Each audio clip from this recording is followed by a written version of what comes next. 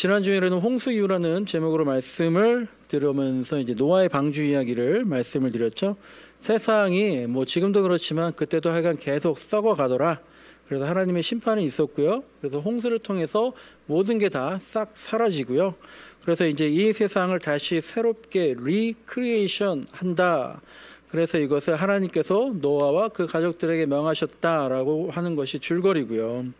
그래서 이제 노아와 그 가족들이 홍수 이후에 방주의 문을 열고 새로운 땅, 새로운 땅이라고 하는데 좋은 게 아니라요. 오히려 이제 모든 게 파괴되어서 그냥 아무것도 없는 빈 땅이었지만 새로운 가능성만큼은 남아있는 그 땅에서 발을 내디딘 것처럼 우리도 닫혀있던 문을 열고 새롭게 세상에 발을 디딜 때가 있었고 또 앞으로도 있을 텐데 그때 우리가 뭔가 새롭게 문을 열고 나가는 그때에 우리가 하나님과 꿈꾸던 새로운 세상으로 리셋을 할 수 있을 것인가, 할 수 있겠는가? 그러니까 제가 이제 뭐 일일이 다 증명하지 못하겠지만 역사적으로 보면 안타깝게도 그런 것이 불가능하다는 것이 더 많이 증명되어 온 것 같지만 그럼에도 불구하고 예수님께서는 하늘의 미랄이 되셔서 그럼에도 불구하고 그렇게 목숨을 바치고, 그러니까 우리가 안 될 것 같지만 그래도 미련하게 끝까지 가셨던 예수님처럼 우리도 목숨을 바치는 심정으로 홍수 이후를 살아가자, 그런 말씀을 나눴습니다. 오늘은 설교 제목이 좋아하는 말씀으로 라는 제목이고요. 우리가 이제 개인적으로 좋아하시는 말씀들이 있을 텐데요. 그 말씀을 기억하고 되새겨 보면서 한 해를 시작하자라는 그런 내용입니다. 근데 이제 뭐 그게 또 너무 거창할 것도 없어요. 또 너무 새로운 것, 새로운 말씀 막 이런 거 찾아볼 것도 없고, 또 이제 성경 말씀뿐만 아니라 우리 주변에 있는 좋은 글들을 봐도 뭔가 새롭게 출발할 수 있는 그런 마음이 생길 수 있거든요. 이제 요게 우리 교회 달력이잖아요. 이 달력들을 어떻게 좀 보시나요? 저도 이거 책장에다가 놓고 거의 이제 안 보고 가끔 이제 한번 봤는데, 지난번에 보니까 이 달력에도요 좋은 말씀들이 꽤 있는 것 같더라고요. 이게 이제 기독교 환경 연대 운동에서 만든 달력이다 보니까 생태 달력이잖아요. 그래서 이제 보시면요, 매월마다요, 매 주마다 이제 이런 것들을 해보십시오라고 지령이 있어요. 1월달에 지령을 보니까요, 1월 첫째 주에는 겨울 숲길을 걸어봅시다. 겨울 숲길을 걸어봅시다라고 돼 있어요. 근데 겨울 숲길을 저는 봄, 가을에도 산에 안 가는데 뭐 이 추운 겨울에 겨울 숲길을 걸어보라고 하더라고요. 둘째 주에는 녹색 투자를 계획합시다. 녹색 투자가 뭐예요? 하여간 뭐 이런 거 하라고. 그리고 셋째 주에는 어떤 지령이 있었냐면 환경 독서를 계획합시다라고 돼 있어요. 저희가 이제 1월 1책도 하기 싫어서 영화 보자고 하는데 무슨 어려운 환경 독서를 할 수 있겠어요? 네. 네. 넷째 주에는 생태 여행을 계획합시다. 네, 지금 이 여행도 못 가는, 저희도 설날에 이제 가려고 하는 거 다 지금 너무 심해져가지고 취소했거든요. 근데 무슨 생태 여행을 또. 그리고 이제 1월 다섯째 주, 지난주에는 무슨 지령이 있었냐면 재활용, 재활용이 아니라 재활용 제품을 만들어 봅시다, 이런 게 있더라고요. 네, 이게 너무 어려운 지령들인데, 여기 또 이제 보면 에베소서 1장 19절 말씀이 있어요. 1장 9절이구나. 여기 이런 말씀이 있습니다. 하나님의 신비한 뜻을 우리에게 알려주셨습니다 라는 말씀이 있어요. 2월의 지령을 보니까 2월에는 조금 더 이제 실현 가능한 지령들이 있는 것 같은데요.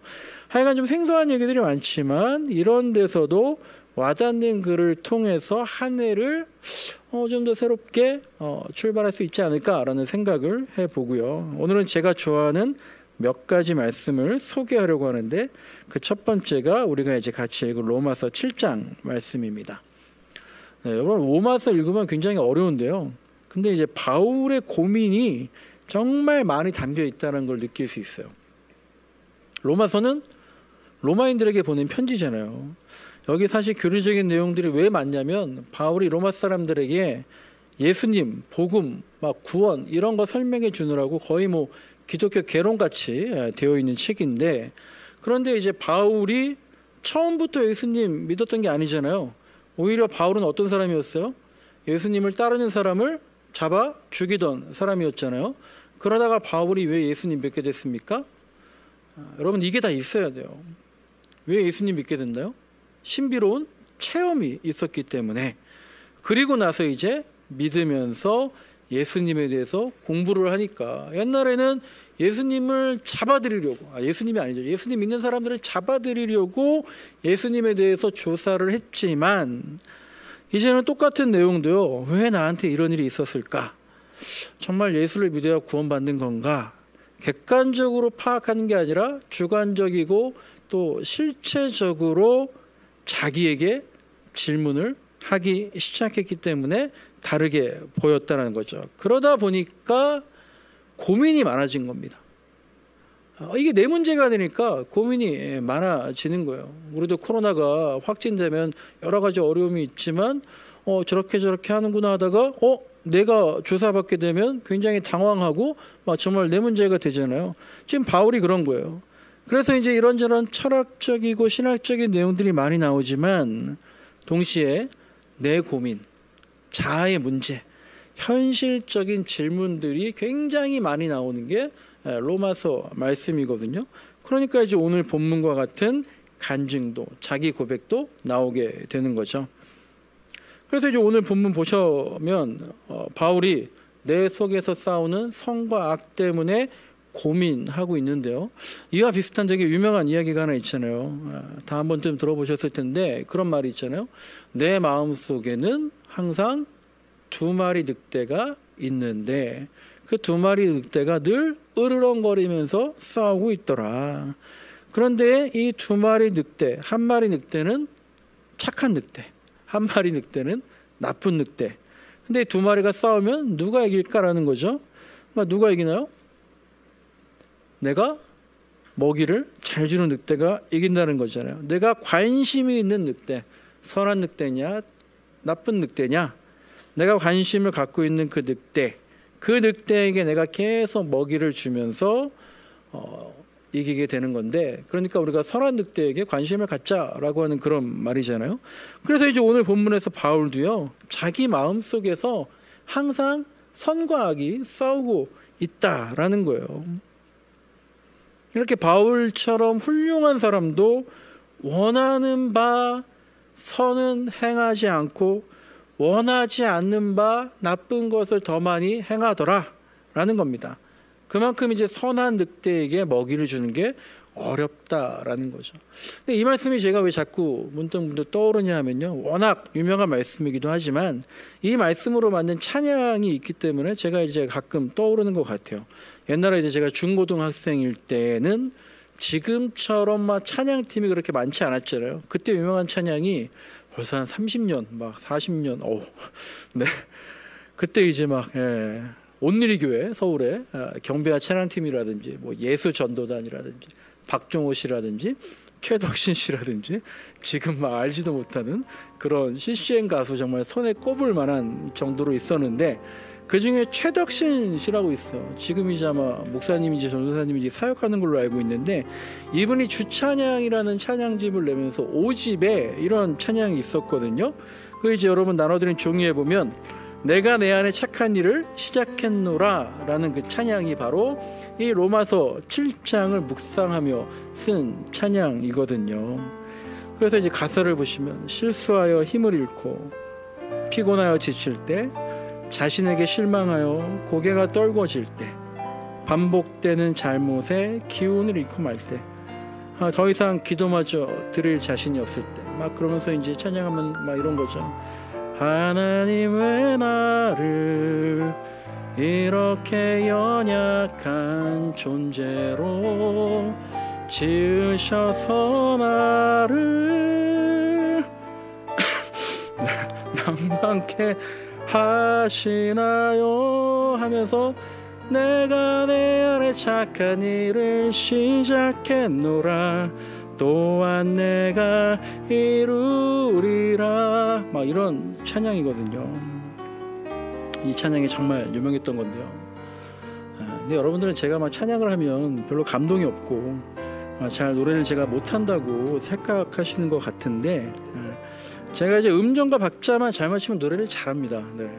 그리고 노래를 너무 찬양하는 거 좋아하고요. 그래서 제가 옛날에 막 그런 때도 있어요. 막 예배 드릴 때 콘서트 예배 막 하면서 혼자 막 1시간 동안 노래 부르면서 아이들을 괴롭혔던 거죠.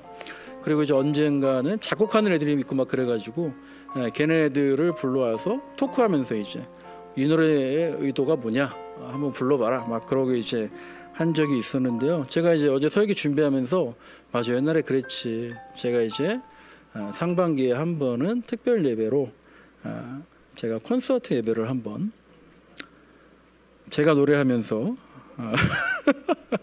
1시간 동안 예배를 해보도록 하겠습니다. 어쨌든 이 찬양 가사가 너무 제 마음에 절절한 거예요. 야, 그렇잖아요. 더 이상 기도마저 드릴 자신이 없을 때, 낭망할 때에, 그런데 그때 나는 정말 아무것도 할 수 없는데 누가 내 안에서 착한 일을 시작한다는 거예요. 하나님께서 내가 내 안에 착한 일을 시작했노라. 이 고백이 정말 저에게 위로와 소망이 되니까 어려울 때마다 이 말씀이 떠오르는 거죠. 바울도요, 오늘 읽은 본문 말씀 다음에서 이렇게 고백을 하고 있어요. 유명한 말씀 로마서 7장 24절에 이런 말씀이 있거든요. 오호라 나는 곤고한 사람이로다. 누가 나를 이 사막의 몸에서 구해낼까? 그러면서 하는 말씀이 우리 주 예수 그리스도로 말미암아 하나님께 감사하노라 라고 고백을 하는 거거든요. 그러니까 여러분이나 저나, 그러니까 바울이나 최덕신 씨나 자신의 힘으로는 선한 늑대를 키울 수 없다라는 거예요. 하나님의 간섭이 없다면, 그걸 인정하지 않는다면, 하나님의 개입을 원하지 않는다면 정말 불가능하다. 그런데 하나님께서 늘 우리 안에서 착한 일을 하고 계시니 하나님을 의지하자라는 말씀이 이 말씀드린 거죠. 그래서 저도 이제 내 마음은 이게 아닌데 왜 자꾸 내가 삐딱선을 탈까 하는 생각이 들 때마다 오호라 나는 공고한 사람이로다. 누가 나를 여기서 건져낼까? 이 말씀을 기억하며 기도하게 되는 거죠. 참 이상해요. 여러분은 나이가 들수록 어때요? 저도 이제 50살, 반백세, 와, 네, 50살이면 지천명이라고 하잖아요. 하늘의 이치를 알 수 있다는 건데, 근데 나이가 들수록 점점 악해지는 것 같아요. 이게 신기하더라고요. 아직도 그냥 뭐 하늘의 이치를 알 그게 아니라 그냥 땅만 바라보면서 막 급급하게 살아가는데, 이상하다. 왜 점점 악해지는 것 같은. 그러니까 더 이 말씀을 기억하고 주님께 의지를 해야 될 것 같습니다. 제가 또 좋아하는 말씀이 있는데요. 그 나눠드린 종이에 보시면요. 마가복음 9장 40절 말씀이 있는데요. 마가복음 9장 40절 말씀을 한번 같이 읽어보겠습니다. 시작. 우리를 반대하지 않는 사람은 우리를 지지하는 사람이다. 정말 굉장히 철학적인 말씀. 이 말씀이 근데 왜 나왔냐 하면은요. 예수님의 제자 요한이 있어요. 근데 요한이 예수님한테 가서 따지는 거예요. 예수님, 저기 우리를 따르지 않는 사람, 우리 제자들하고 같이 있지 않는 사람이 있는데 그 사람이 예수님 믿는지 안 믿는지도 모르겠는데 예수님의 이름으로 귀신을 쫓아낸다라는 거예요. 그러니까 그 사람이 우리를 따르지 않는 사람이기 때문에 우리가 야, 너 그러지 마. 그런 일을 하지 않도록 막았습니다. 라고 예수님께 말했어요. 그랬더니 예수님께서 이렇게 대답하신 거예요. 우리를 반대하지 않는 사람은 우리를 지지하는 사람이다. 근데 요한이 왜 예수님께 고짜질을 했을까요? 예수님의 이름으로 귀신을 내쫓는데 그런데 그들은 지금 자기들, 즉 제자들과 같이 하지 않는 사람들인 건데 요한이 어떤 마음속에 어떤 게 있었겠어요? 저 사람들이 자기들, 특히 요한은 수제자 중에 한 사람이었잖아요. 우리 제자들 밑으로 들어오지 않는 사람들, 우리 조직에 들어오지 않았으니까 우리 수하에 있지 않으니까 예수님께 말해서 저 사람들을 우리 수하에 내 밑으로 들어오게 해서 내가 윗사람 역할을 해야겠다. 이런 심보가 마음에 있지 않았겠어요?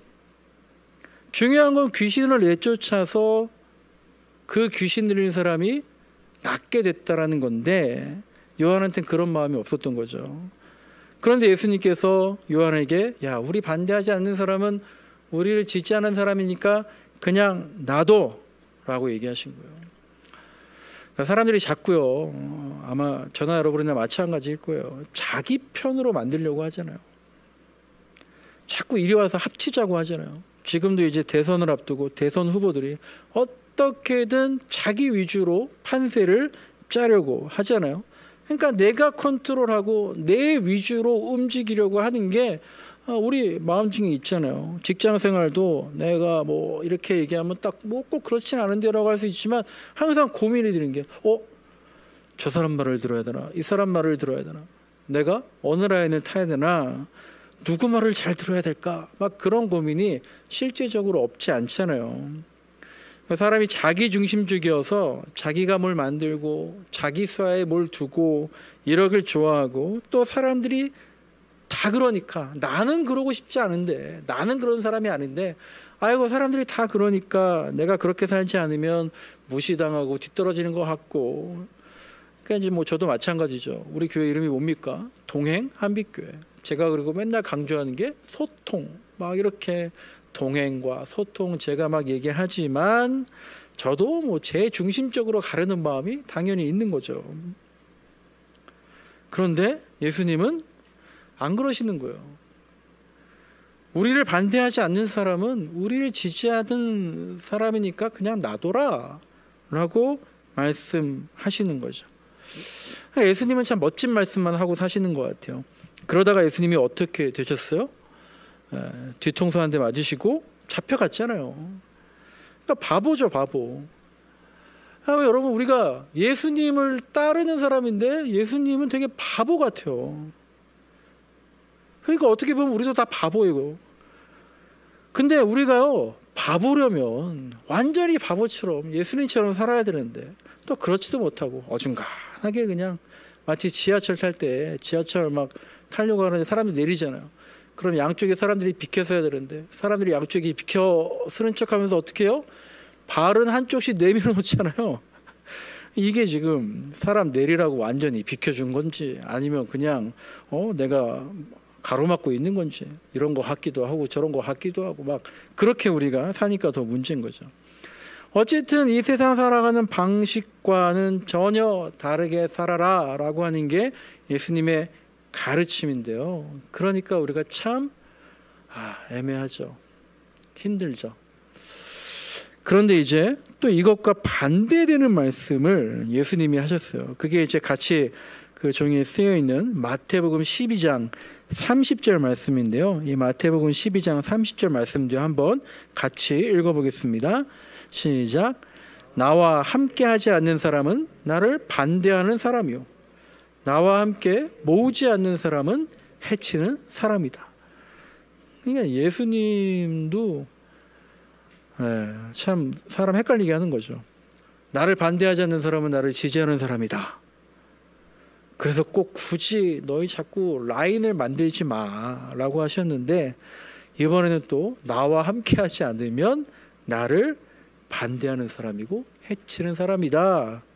물론 이게 말하는 대상이, 듣는 대상이 달라요. 이 마태복음 12장 말씀은요, 바리새인들에게 아주 단호하게 예수님께서 말씀하시는 장면인데, 어쨌든 제가 이 두 말씀을 반대되는 말씀이어서요, 항상 기억하고 이 말씀을 잘 적용하려고 애쓰는 말씀입니다. 그리고 또 이제 제가 좋아하는 말씀 중 하나가 에스겔 16장 6절 말씀이에요. 여기도 적혀 있죠. 에스겔 16장 6절을 한번 같이 읽어보겠습니다. 이건 개역 개정판입니다. 시작. 내가 내 곁으로 지나갈 때에 내가 피투성이가 되어 발짓하는 것을 보고 내게 이르기를 너는 피투성이라도 살아있으라. 다시 이르기를 너는 피투성이라도 살아있으라 하고. 아멘. 이 말씀은요, 제가 이제 부목사로 있을 때 다른 교회에서 그 교회 담임 목사님과 이제 함께 어느 여자 집사님 댁 신방을 갔어요. 근데 담임 목사님이 전해주신 그 여자 집사님께 전해주신 말씀인데, 그분이 이제 그 교인분이 경제적인 사정도 안 좋으시고 몸도 계속 아프신데 그 담임 목사님하고 초창기 때부터 20년 넘게 계속 신앙생활 해오신 분이에요. 그러니까 그 목사님이 신방 가시는데 뭐 별 얘기 안 하더라고요. 왜냐하면 20년 넘게 계속 있었기 때문에 상황도 잘 아시고 그간 살아온 일도 다 아시니까요. 그냥 서로 몇 말씀 나누시고 이 말씀 보시고 기도하자고 하시면서 읽어주셨던 말씀인데 저는 이 말씀 보고 야 성경에 이런 말씀도 있구나 했거든요. 피투성이라도 살아있으라. 그러니까 우리가 돈이 없을 때만 좌절하는 게 아니고요. 불치병에 걸렸을 때만 죽고 싶은 게 아니고요. 또 사람들의 관계에서만 상처받는 게 아니고요. 언제 어느 때 우리한테 갑자기 허무함이 좌절이 혼자만의 슬픔이 막 닥쳐올지 모르는데요. 그때 그냥 이 말씀이 저한테 항상 오는 거죠. 야 다루나 피투성이라도 살아있어라. 뭐 오늘날로 하면 존버해라 뭐 그런 건지 모르겠는데 근데 예수님께서 하나님께서 하시는 말씀이 다르죠.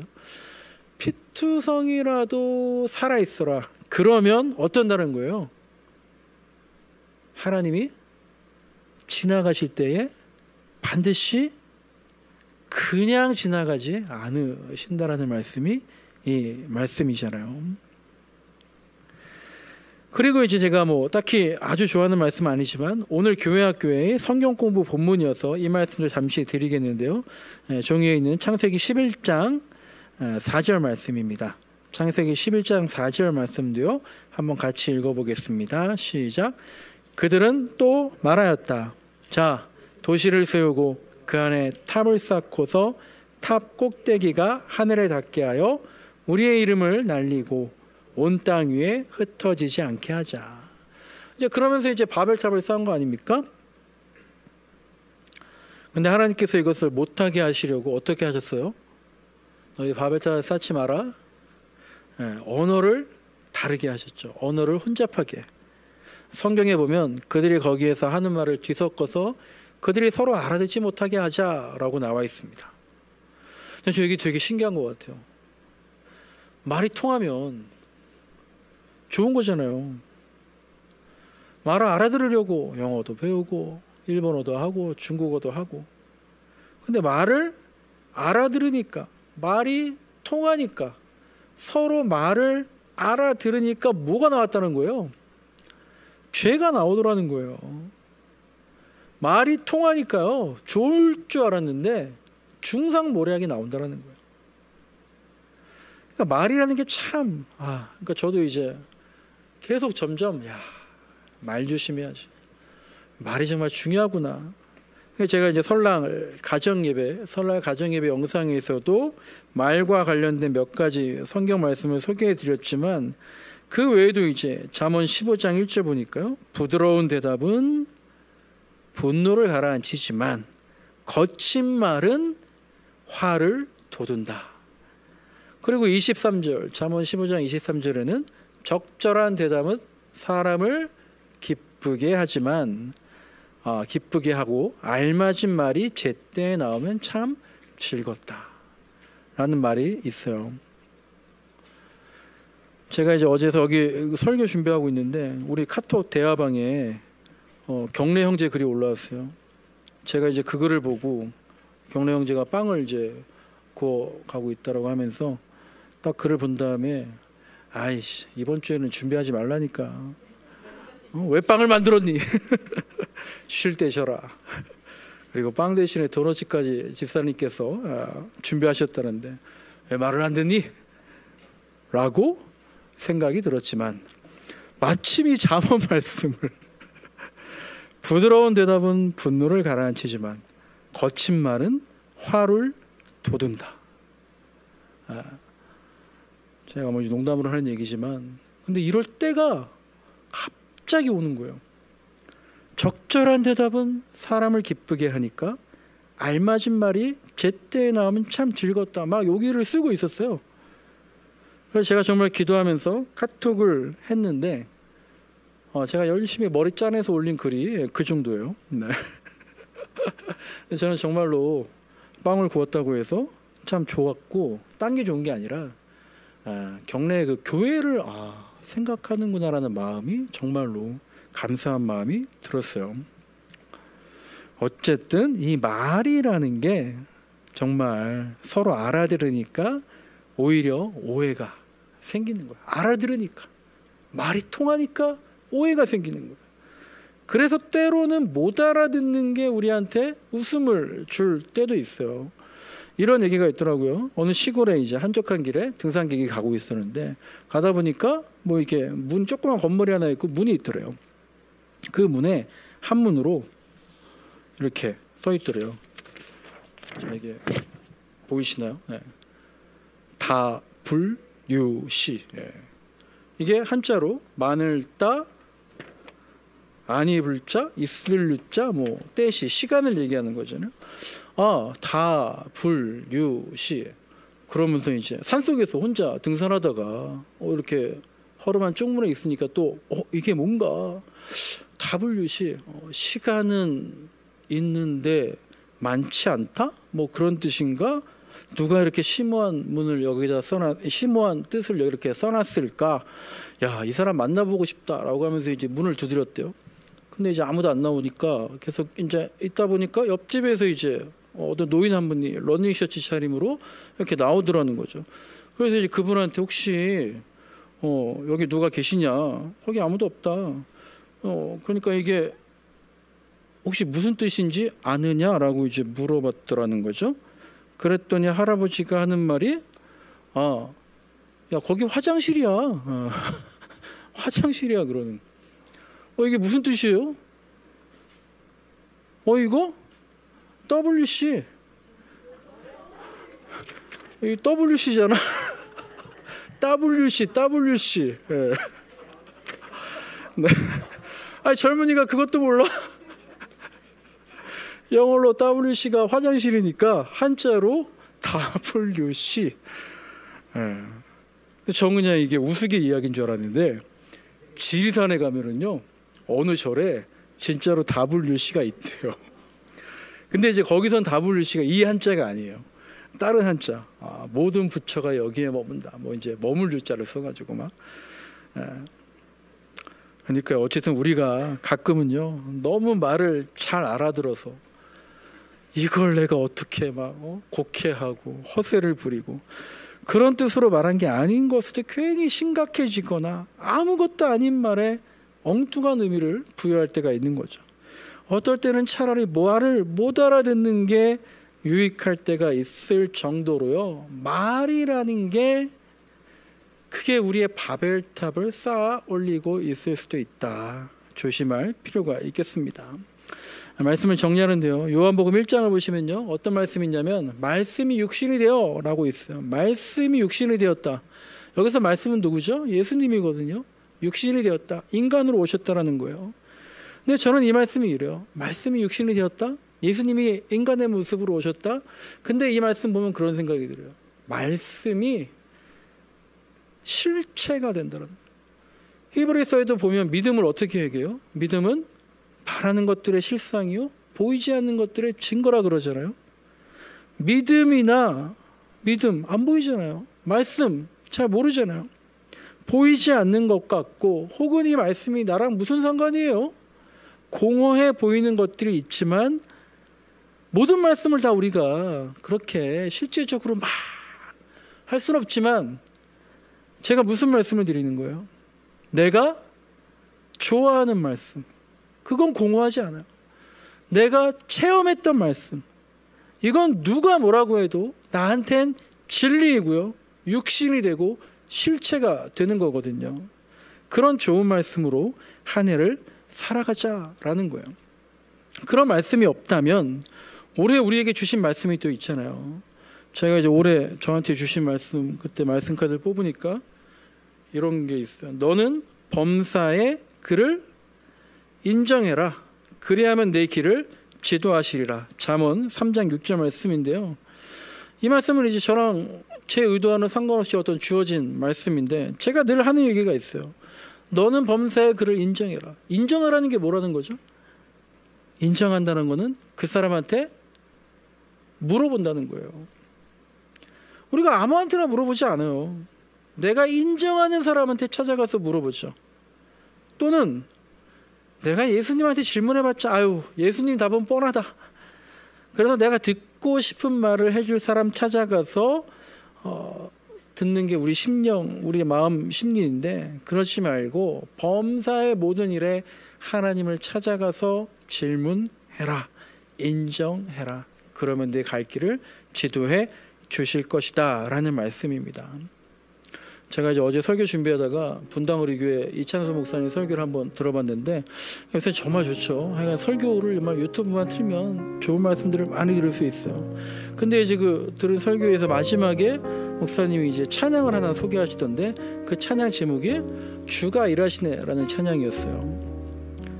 이게 첫 가사부터 정말 은혜가 되더라고요. 이게 주가 일하시네 이 찬양인데 첫 가사가요. 날이 저물어 갈 때 빈들에서 걸을 때 그때가 하나님의 때라고.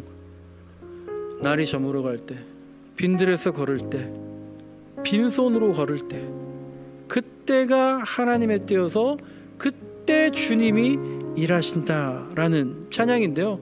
이게 이제 아까 최덕신 씨의 가사 내가 내 안에 착한 일을 시작했노라 이 고백이나 오늘 본문의 바울의 고백처럼 주가 하신다 라는 고백과 똑같은 것 같아요.